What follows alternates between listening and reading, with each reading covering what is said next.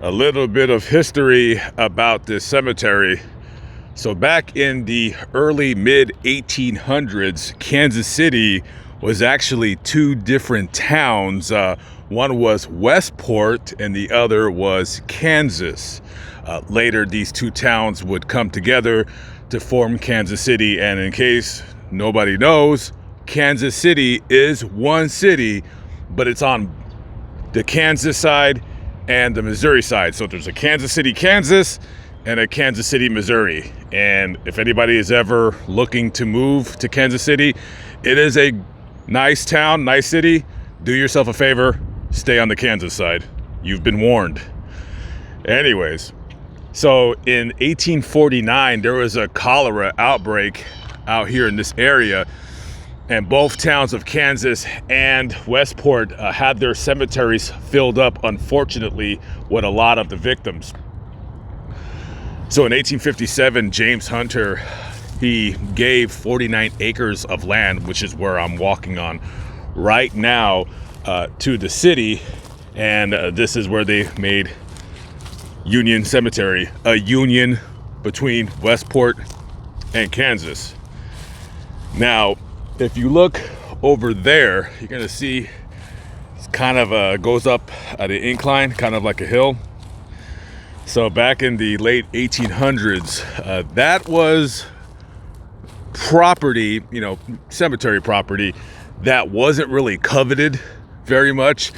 That's where they would bury people that were poor, paupers' graves, so forth and so on.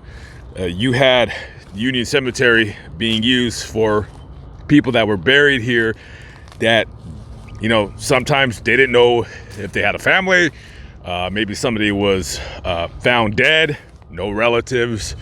They would bury them at the hill part of the cemetery. And boy, let me tell you, when you go down into the ground and when you bury somebody and you had a lot of people dying, you can only go so far this way or that way, but you could always go down at a cemetery. What I'm trying to say is some of these graves, there's up to 10 and 12 bodies deep down into the ground with no stone on it whatsoever. In 1895, this part of the cemetery right here where the hill is, you could buy a plot for $6. It's pretty cheap back in those days.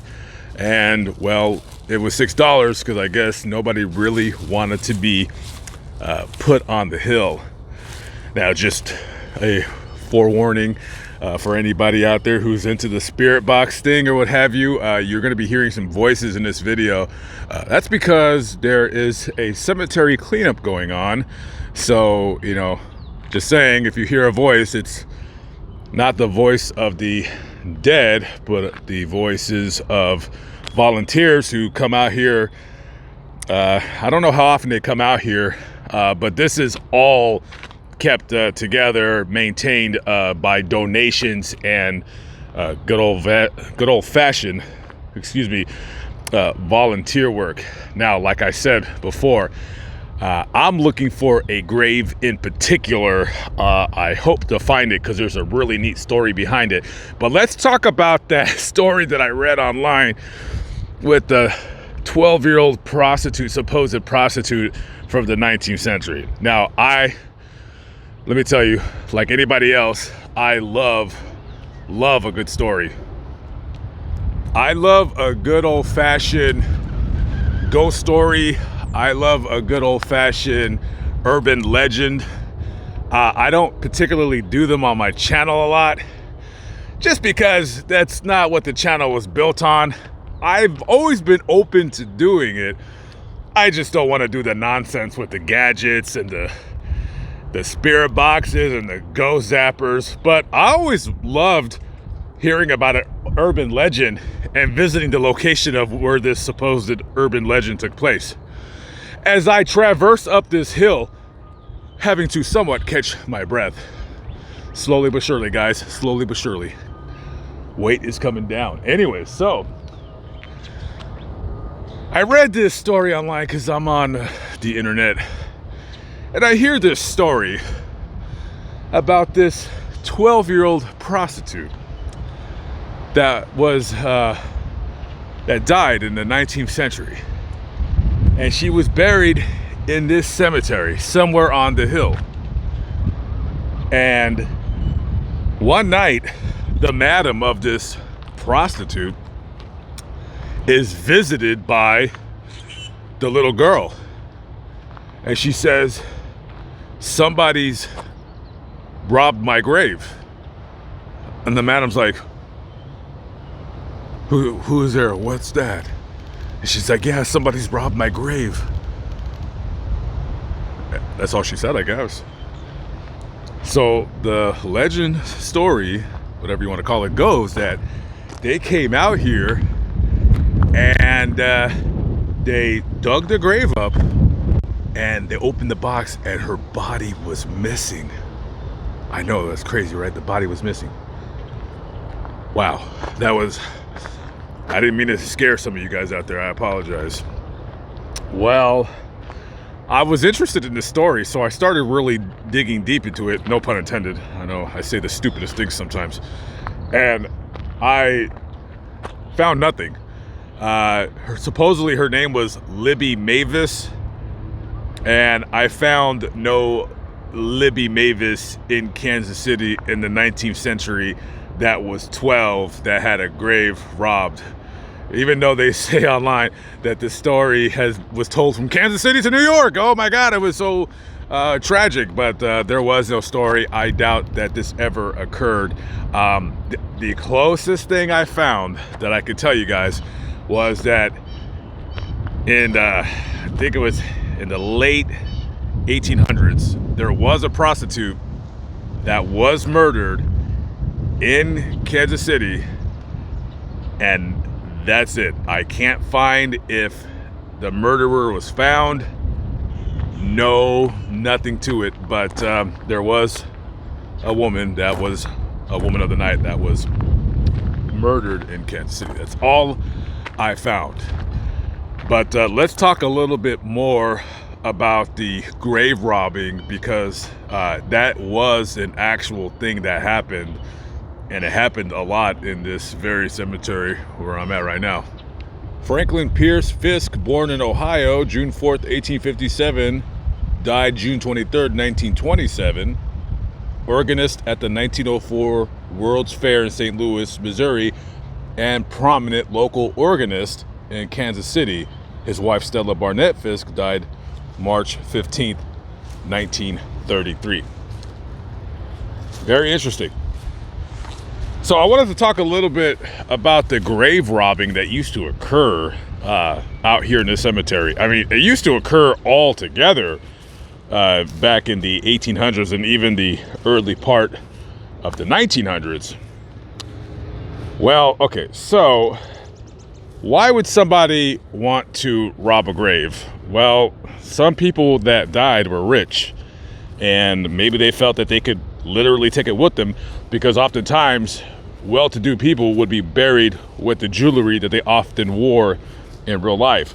So if you were a poor guy and it was 1872 and you heard that Agatha whoever died, boy, you would be waiting at the cemetery for them to dig the ground, and then as soon as they left, you'd start digging in hopes of stealing that jewelry that she was buried with.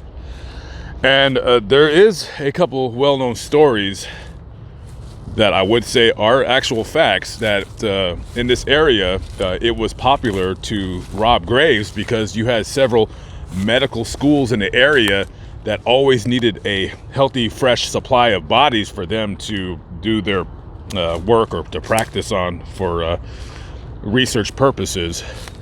Now, these people would often only rob the graves of poor people. So I'm going to assume that since the hill was the spot where the, less expensive graves were, that they would focus on that. Now, there was a time where a well-to-do man that died was buried here, and his remains were stolen. Now, this story it's been written a couple different times and ways. So I'm not sure what to believe and what have you. But a Robert Taylor died here in the late 1800s, I believe, maybe 1890, something like that. And he was buried here. And of course, his grave was robbed, stolen. His body was stolen. Now, one of the detectives on the force of the Kansas City Police Department, you know, like I said, they knew what was happening, but they kind of turned a blind eye sometimes to it. But this time they couldn't, because this guy, one article said that he was not a well-to-do person, but a cripple. The other one said that he was a well-to-do person, not a cripple. So what story, whichever you want to believe, the police officer or detective goes to the medical school and he starts questioning them about where Robert Taylor's body is. And they're like, I don't know. I don't even know what you're talking about. And he said, listen, this is going to be off the record. I want his body back. If his body is not back by such and such time, you guys ain't going to be getting no more bodies. You hear me? No more bodies. And that was probably like telling a child no more chocolate bars or whatever they would eat back in those days. So a couple of days later, his body was in fact returned to the cemetery. I don't know if I can run into a Robert Taylor grave, but if I do see it, I will show you the grave. Right here behind this monument is the graves of 15 Confederate soldiers that were taken prisoner during the Battle of Westport between the Union and the Confederacy. These men died with no names, regardless of what side they fought on. They gave their lives in battle, and here they lie.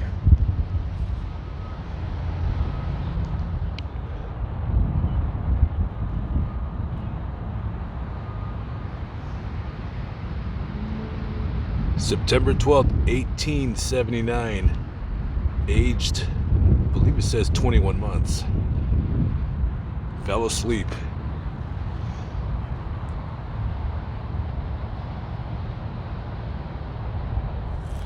This is the grave of Hattiedrisdom Kearney, December 25th, 1844 to February 20th, 1927. So Hattie was born a slave, and in 1855 she was 11 years old and her owner put her up for sale.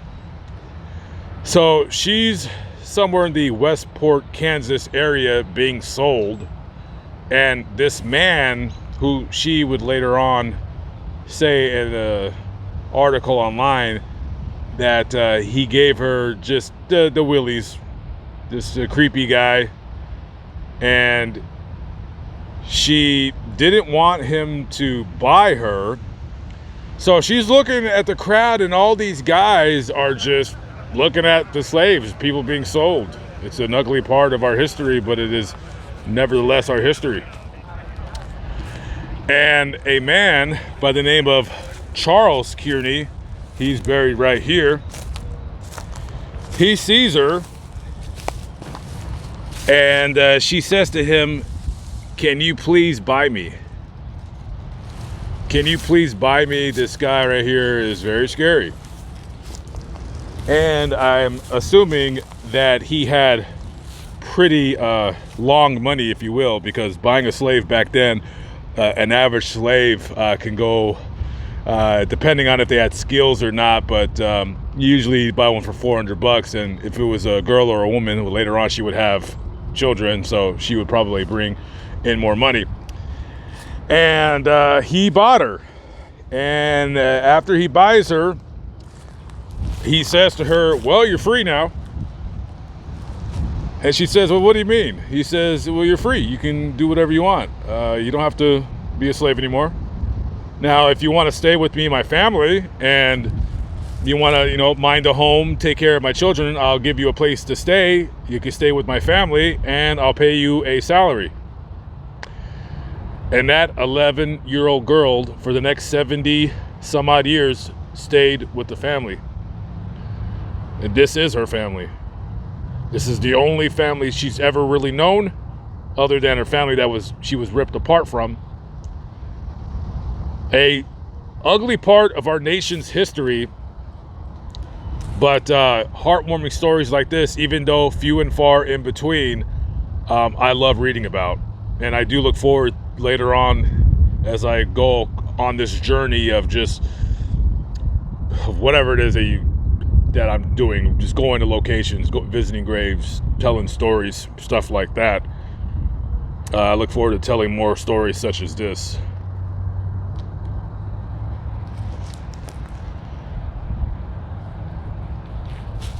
Colonel William Miles Chick, 1794 to 1847, first settler and first postmaster of Kansas City, Missouri, and his beloved wife, Anne Eliza Smith.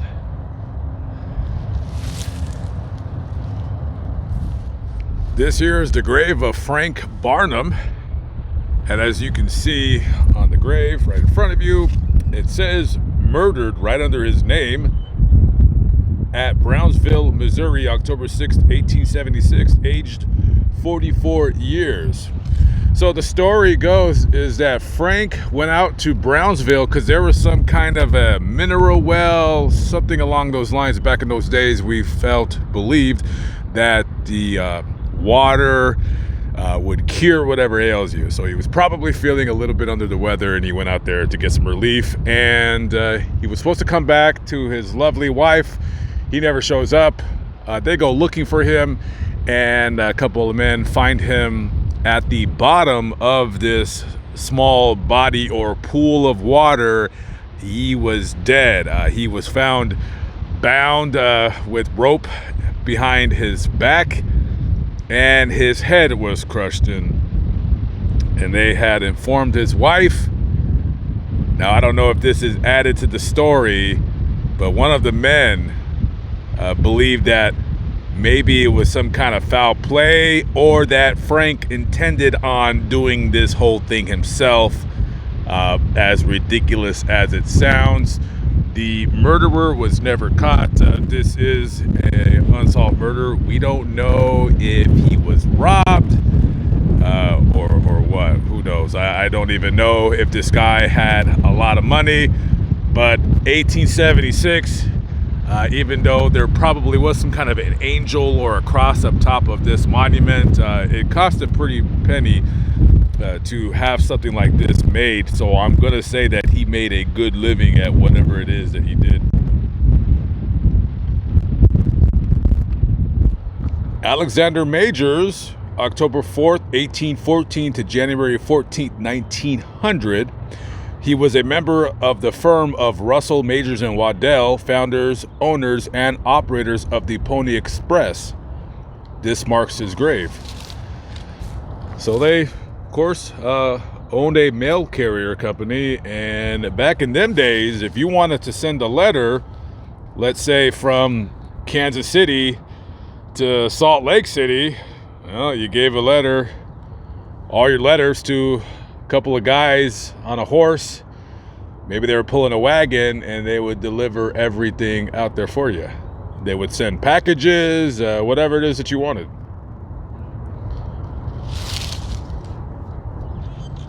Thomas Jefferson Goforth, buried alongside with his wife Eliza Goforth.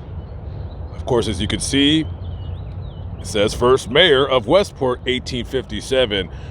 Now, Thomas was born 1804 in Cincinnati, Ohio. Originally as a trade, he was a sign painter and later went on to practice law. And he served 2 terms of mayor of Westport, and then the Civil War happened. And after the Civil War, he served another 4 terms as mayor of Westport.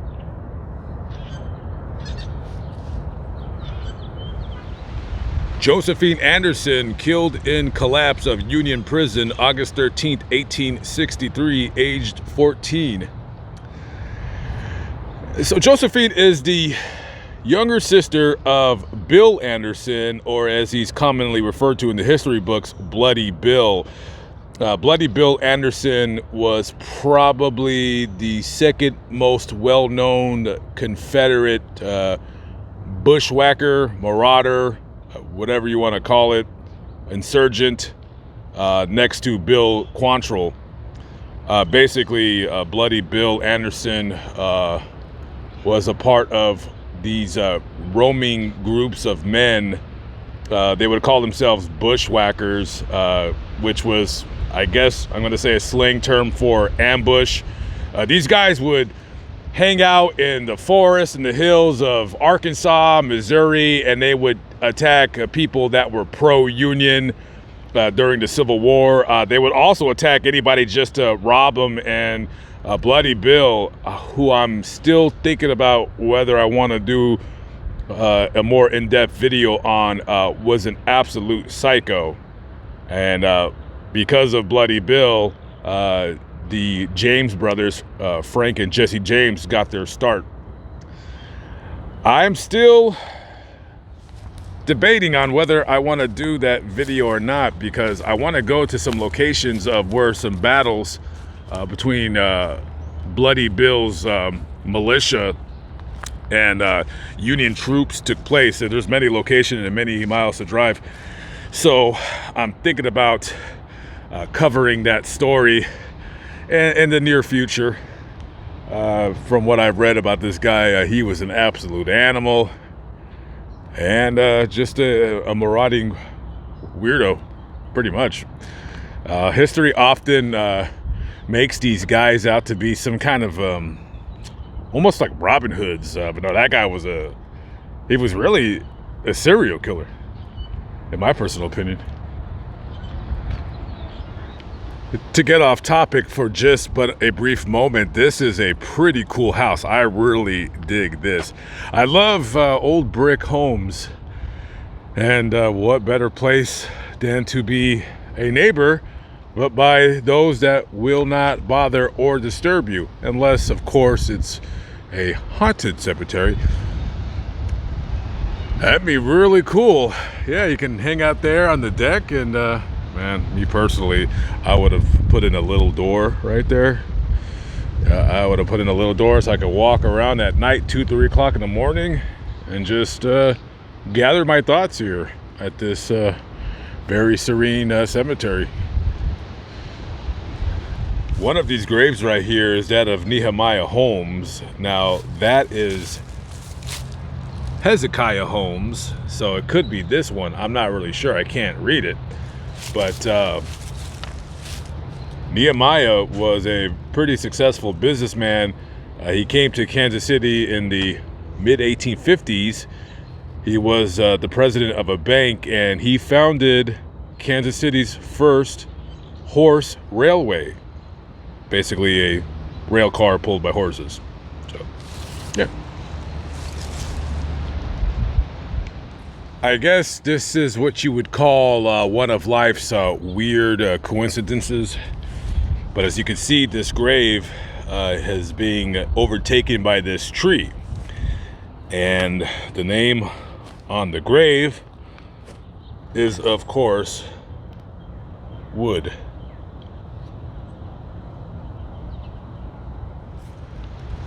Lieutenant Joseph Boggs, Pennsylvania Militia, Revolutionary War. This marker placed by Elizabeth Benton Chapter, Daughters of the American Revolution, 1915. This guy was 93 years old when he died, and he is one of the very few Revolutionary soldiers, veterans, that are buried in this cemetery, along with the veterans from the Civil War and veterans from the Vietnam War are buried in this very cemetery where I'm walking right now.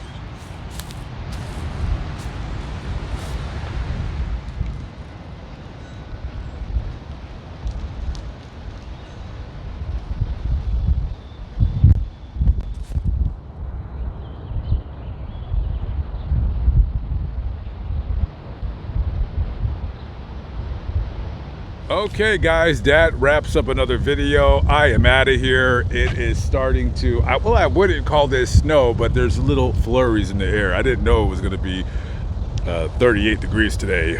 81 degrees one day, 39 the next. What are you going to do? Anyways, tell me what you guys think about these urban legend stories, these stories that, you know, we've been reading about since we were kids in books and then later online. I've always been interested in the at least showing the location of where these stories were originated from. If anybody has any urban legend stories that you think that I might be interested in and you want to see me cover, send them to Lamont at Large Stories at gmail.com. Stories is spelled S-T-O-R-I-E-S. I'm not saying anybody out there does not know how to spell stories. I used to spell it with a Y. Lamont at Large Stories at gmail.com. You can also email me stuff, Lamont at Large at gmail.com, but it's easier for me to use that email. That way it gets separated into folders because I am bad at answering emails. But anyways, live but not live, still alive by the grace of God. I'm Lamont at Large. I will see you on the next video. Have a good one, guys. Peace out.